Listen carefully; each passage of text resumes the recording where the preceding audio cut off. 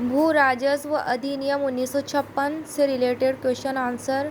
Question 1 है, प्रथम appeal कौन सी धारा के तहत होगी? तो धारा 75 के तहत।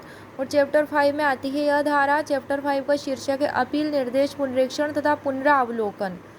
धाराओं की रेंज है धारा 74 से 87, सेक्शन 74 से 87 तक। क्वेश्चन नंबर 2, द्वितीय अपील कौन सी धारा के तहत होगी? धारा 76। क्वेश्चन नंबर 3, अपीलों के द्वारा परिसीमा यानी कि मियाद कौन सी धारा के अंदर है? धारा 78।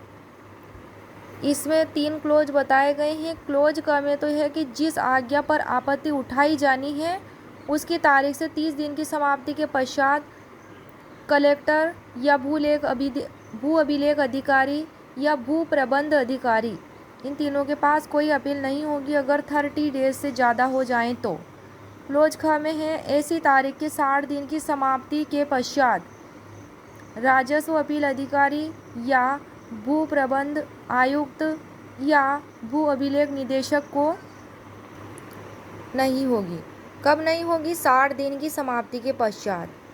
क्लोज ग में है, ऐसी तारीख से 90 दिन की समाप्ति के पश्चात बोर्ड को कोई अपील नहीं हो सकेगी।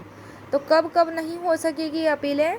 क्लोज क में तो है 30 दिन की समाप्ति के पश्चात, क्लोज ख में है 60 दिन की समाप्ति के पश्चात और क्लोज ग में है 90 दिन की समाप्ति के पश्चात। और तीनों में ही अलग अलग बताए गए हैं क्लोज में कि किसको होनी होती है अपील 30 दिन के अंदर अंदर, कलेक्टर या भू अभिलेख अधिकारी या भू प्रबंध अधिकारी। क्लोज ख में है राजस्व अपील अधिकारी, भू प्रबंध आयुक्त या भू अभिलेख निदेशक। क्लोज ग में है ये बोर्ड को, कौन सा बोर्ड? राजस्व बोर्ड। क्वेश्चन नंबर 4, अभिलेख एवं कार्रवाइयों को मंगवाने तथा राज्य सरकार या मंडल को निर्देश देने की शक्ति कौन सी धारा के तहत किसको है?